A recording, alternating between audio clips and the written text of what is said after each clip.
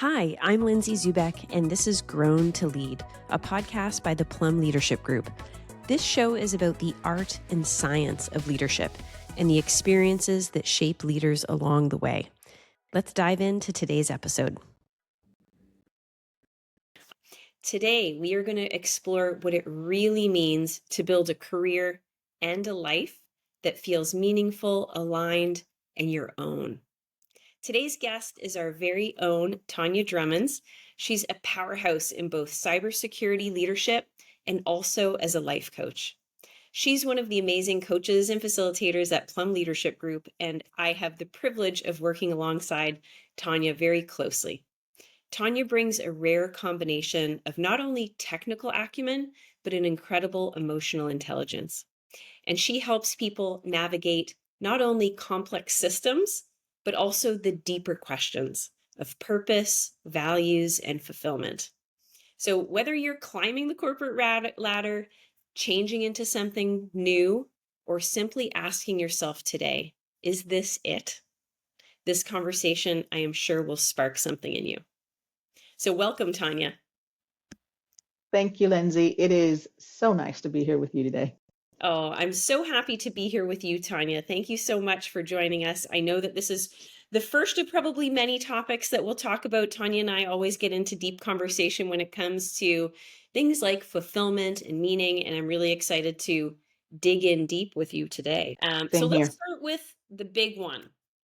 What does career fulfillment mean to you? And both on the personal and on the professional side. So, personally, I'd say I found a quote by Viktor Frankl, and he said, "True fulfillment comes from living purpose-driven life, Mm, one that aligns with our values and our beliefs." So I thought about that, and I was like, "Yeah, of course that makes sense because if my career allows for me to honor my values and not compromise them or who I am and what I believe, then it really should feed into my purpose in life." So I'm going to say that summed it up rather better than I probably could have. Professional career fulfillment, I'd say prior to becoming a life coach, I needed some things. I needed to have effective leadership. I needed to have progression opportunities in that role. I needed to be appreciated and my work contribution to mean something to the team or the leader I'm working for. And also I'd say an inclusive environment because only then can I thrive because I belong there. And have you always felt fulfilled in your career, Tonya, or was there some turning point? Mostly I have, but Yeah. not always. I Yeah. mean, I think that's normal, right? I had a role once, and the work I was giving was just not appreciated. My leadership was kind of oppressive and micromanaging. Oppressive is a big word, but I learned that that's really what it meant. I would look that word up every once in a while, and I said, yes, I feel oppressed. And the team that I was a part of, they were unhappy. They were scared to speak up. They were even scared to make mistakes. Obviously, I had to change jobs, and I did. I escaped what I came to realize, interestingly, thereafter was a toxic, hostile environment. I wasn't able to grow and I wasn't able to flourish. Yeah. And when you identify that, it's time to make a shift. Yeah. And some people don't always recognize that. And so I want to take a few minutes to talk about balancing, our personal values and how it can sometimes conflict with our professional ambition and drive. Yeah. Thoughts on that? So I'm going to say I realized from that experience that my values had to be honored. Hmm. They had to be honored alongside the professional ambition. Otherwise, at my core, I just wasn't happy. Yeah. So I thought about it. If I can't be honest, if I can't be curious, Hmm. if I can't have peace inside, if I can't give and receive respect, for example, if I'm looking at this job and I'm just not able to grow, if I can't be bold and creative, then what's the point in trying to reach those next levels of career progression in an environment where I'm just not I'm not feeling it. I'm not good. I'm not me, right? Fortunately, I have sought after and I have maintained roles in my corporate career where it did allow me to live that balance between, my ambition and my values. And often, right, in situations where our values aren't aligned, it impacts that ambition, right? There, I feel like there's a ceiling that we all hit Yeah. when our values aren't being honored, aligned, you know, when they're not present, Hmm. there's a real ceiling. Yeah. It You work with clients who also are struggling through or trying to figure out that path of career fulfillment. What do you think it is that keeps people stuck in that way? Overwhelmingly, it's self-limiting beliefs. Things like, I don't know enough. I don't have enough experience. I could never do something different, Mm, or I'm not a natural leader. Those negative thoughts, they eventually turn into beliefs, and those fear-based beliefs end up being paralyzing. It leaves us in roles that we don't like. It leaves us making salaries that isn't enough, right? Less than we deserve. It keeps us from enjoying the freedom of being challenged, to meeting challenges that builds the confidence to thrive in life and in our careers. And those same feelings keep them in relationships that aren't working, for example, or being a giver to people that just don't appreciate them, or maybe not even taking care of themselves with good choices. I often find that they don't set boundaries for themselves, for their own sanity, for their own health, for their own happiness. They hold themselves back. And sometimes they've done it for years. and again, it creates the ceiling. So, do you find that that's a big reason why someone seeks out coaching or wants to come to coach with you is that they're feeling like they're stuck in that ceiling? That is such a good question. And I'm going to answer that personally. Yeah. So, you kept mentioning that word ceiling, and I love that you did, because one of the things I was feeling as I was talking about my story in the past, the moment I started feeling like I was hitting that ceiling, Mm, my desired level of leadership that I was going after, part of my development plan, and I realized that it was just not going to be reached. It was promised, but it yeah. wasn't granted. Mm, That was a lack of alignment, right? That progression was just not going to happen. So I didn't want to change business units at the same company just to reach that goal of doing it. I was leaving the career that I really enjoyed. So I had to dig deep and really identify what it was that I wanted to do next. Yes, a life coach helped me. She is still my coach, and oh, she helped me uncover what it was I really wanted to do. So then my focus was immediately changed. It was crystal clear to me. I I course corrected, something that people need to do, and yeah. mine was to leave corporate and start my own business. For Mm, some, it could be to change jobs. For mm, others, it could be change careers completely and mm. go to a different type of job. So it has to be done. And yes, you do need someone to help you, because you can't dig as deep as you think you would, and you lack the courage to do so most of the time. Have you ever found, Tonya, that it can be corrected not by a career change, not by shifting? Have you ever worked with someone who's been able to come into alignment, come into fulfillment, but they don't actually have to make a career change? I have. And that's because they had to change their perspective. Mm, yeah, Or they might not have been using the strengths they have inside in the right way or at the right time. We almost, it's like I've come to see our strengths are like sometimes sitting on a shelf. We pull them out when we think we need them. But the truth is, we can use them in everything. We just don't know it. So we're sometimes more resourceful in life, right? You might be a mother or a wife or a caretaker, or you have some other side thing that you love, some hobby or whatever, and you're just as creative and resourceful and on point and really connected. And you figure the job doesn't need me to be that. I know this job and I can't be this way. Maybe you can, and you need to pull that into it, right? So you change your perspective. You might have a boss that might be difficult. Maybe the difficulty is they just don't, you haven't learned to understand what they're looking for. You haven't had the conversation. How do you think I'm doing? What would you like for me to do to assist in this group? Let me tell you about things I love to do. Any of those things fit into this group that you feel that I can actually excel? Fear keeps people from having great conversations and then lead to better alignment, which then leads to, I've got strength there. I'll bring it. I'll say that's real. Absolutely. I've definitely found where someone might be misaligned within themselves.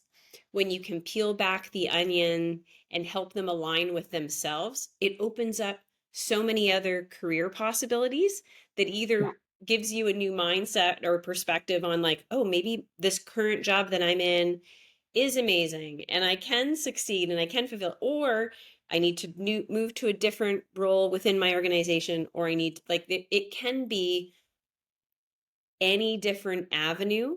yeah, But when that misalignment, those, and whether it's from a confidence perspective or imposter syndrome or not understanding yourself or having limiting beliefs, it's like when we can work together as a coach and a coachee to kind of peel back those layers, that's yeah, where we can help them then decide what's next.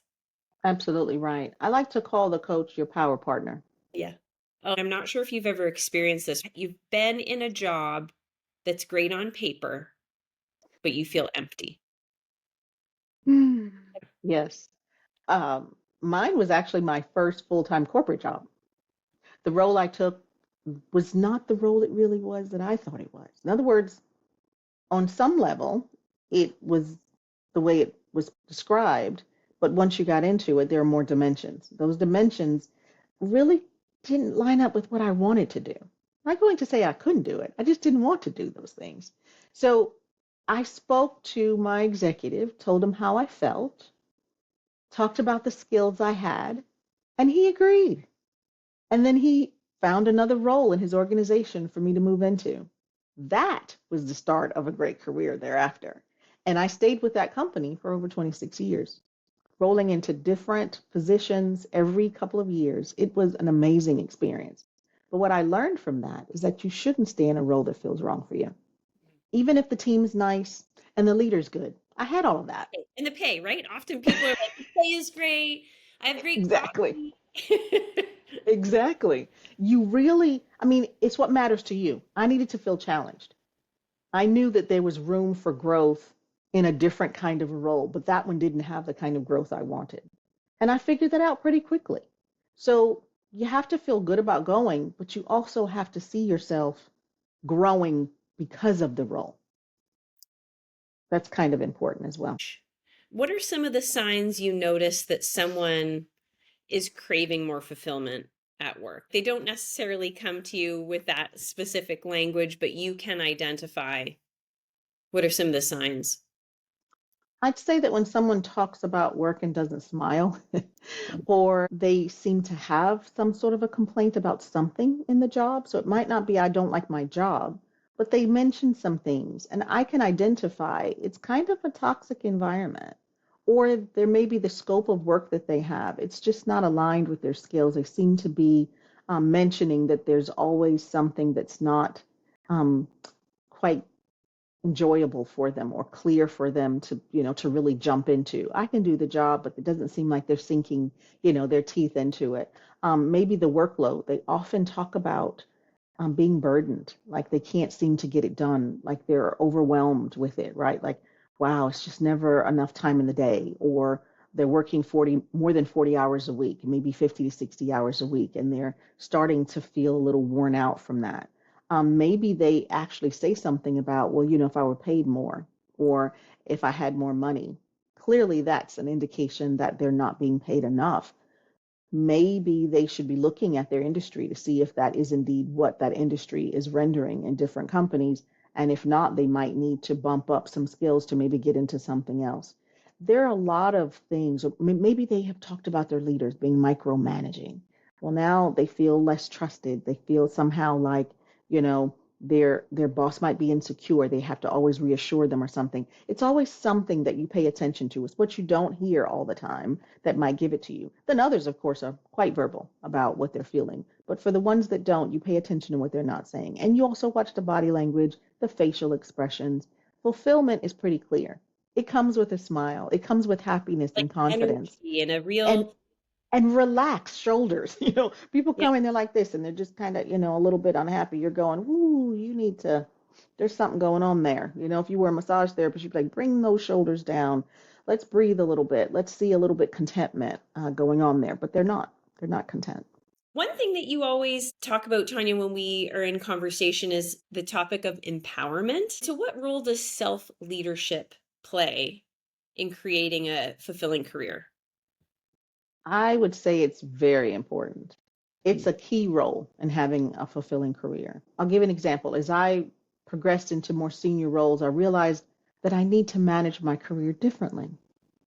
And so you start looking at the way CEOs and C suite leaders start managing their careers and their business. How would I know? I ask them. And so what you find is that they have purpose. Do we have a purpose for our careers? I found out that it breaks down into four parts.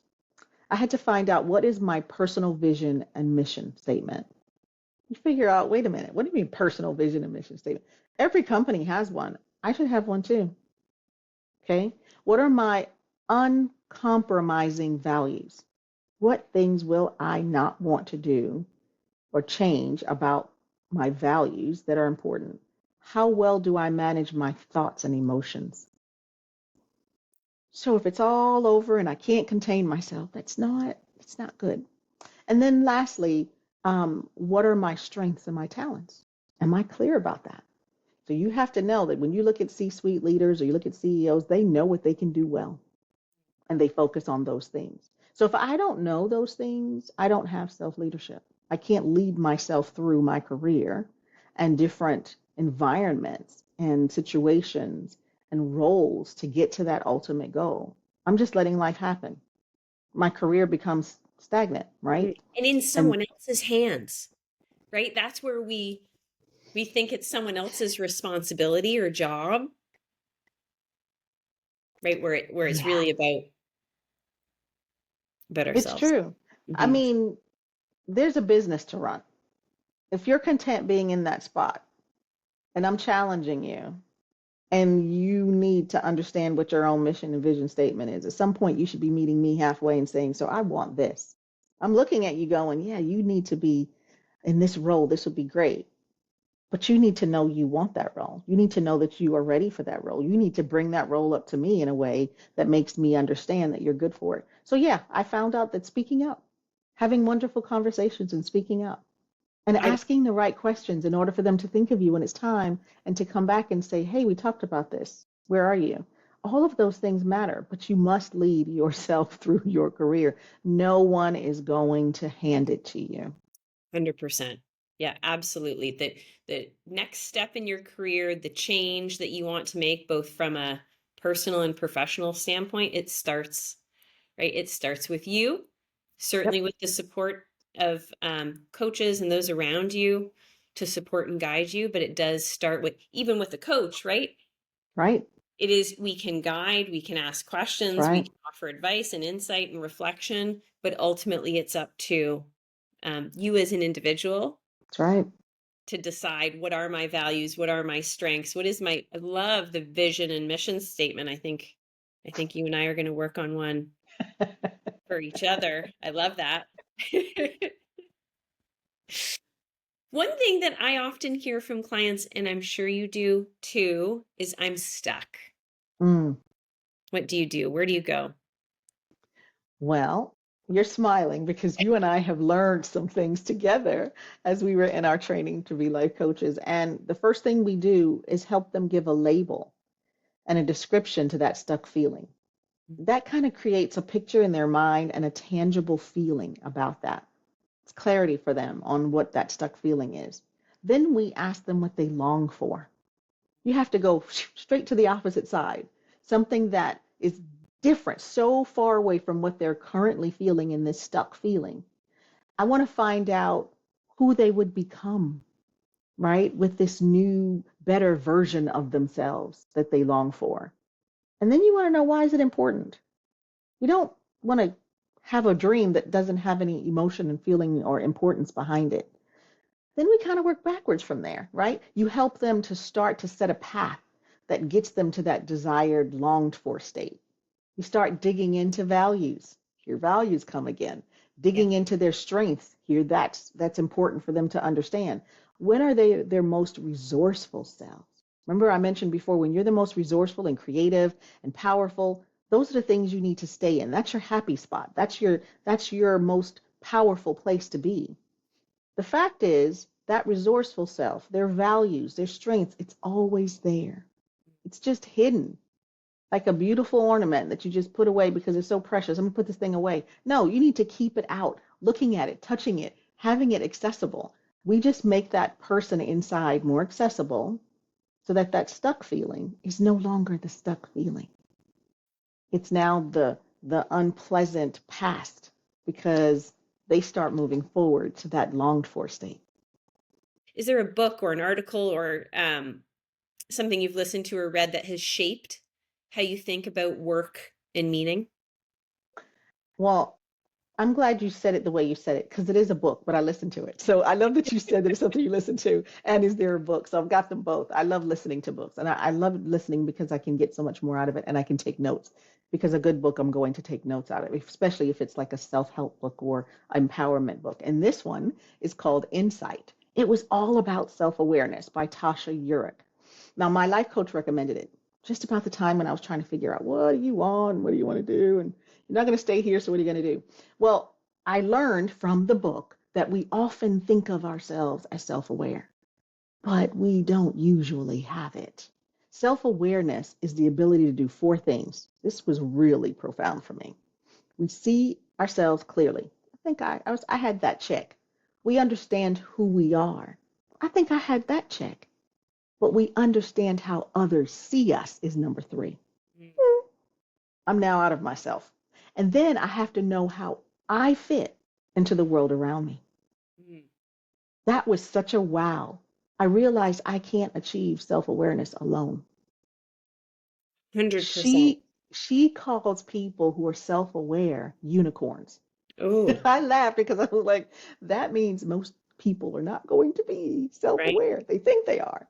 So I'm on a quest, to remain self aware because I had to go through a lot to finally get there, talking to people and everything else, and um, to reach it rather and remain there. And the reason is it has really shaped the kind of career I want now. It's the reason I have this career now. Self awareness was huge. Asking people, what do you see me doing? If I'm not doing this, what kinds of things do you see me doing? Believe it or not, they were always like, oh, you're a motivator. You're just gonna, you want to help people. They were saying what I felt inside, but it was important to ask. I Yeah. can't assume that's what it was. I needed to hear that. So I went through a self awareness program to get to my new career. I love that. I can't wait to read that book. I'm very connected to that symbol of a unicorn because that's the name of my hockey team. And I feel like we are all very insightful. But you know what? It's interesting, Tonya. It made me think of an assessment that we run here at the Plum Leadership Group is the EQ assessment, the EQI 2.0. And there's a 360 that I'm working on with some clients. And it is very interesting how the way we see ourselves, the insight that we have, especially in relation to our emotional intelligence. So things like empathy, problem solving, self awareness, self regard. There's 15 different components that we measure with emotional intelligence. And then friends, family, peers, coworkers, our manager. It is an interesting Yes, misalignment on the yes, way that we view our empathy, for example, can be very different from how our direct reports and our peers, agreed.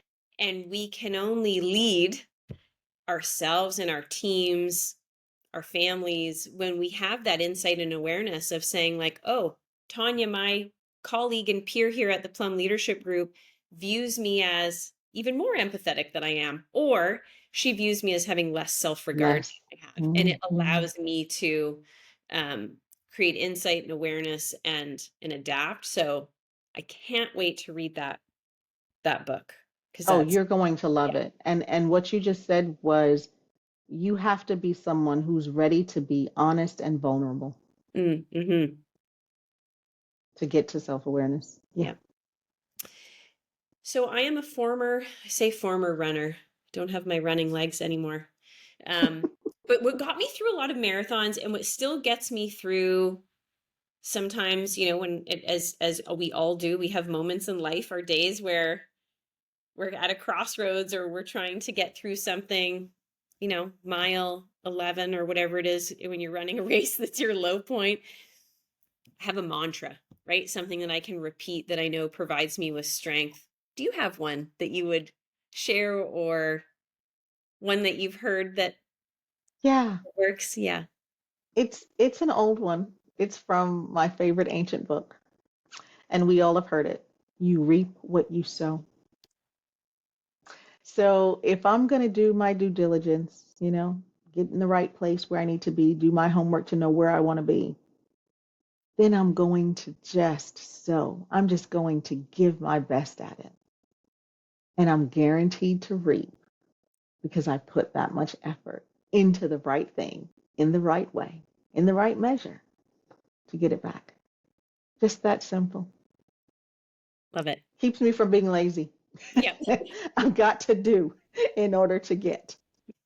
And as Yep. a parting thought for our listener, Tonya, if the person listening is struggling with fulfillment, whether it's their career or their life, what's one small step that they could implement that would move them towards fulfillment?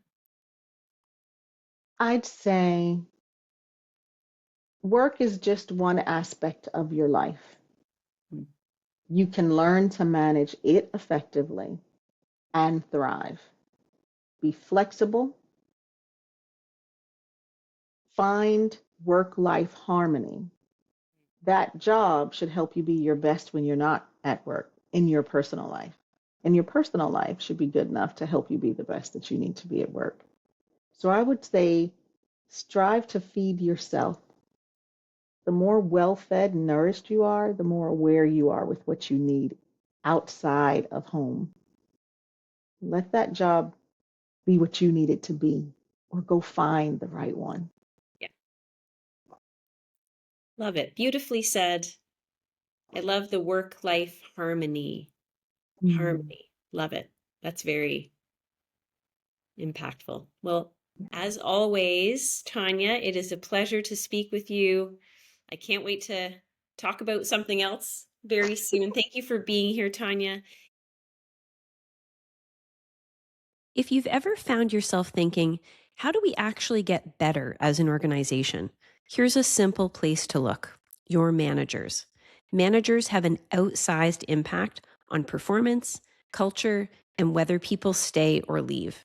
But most managers are promoted because they're good at their job, not because anyone taught them how to manage people. That's exactly why we created Manager Essentials. Manager Essentials is a 100% online program designed to support new and emerging managers with real training and one-on-one coaching. It helps strong performers step into people management with more capability and less guesswork.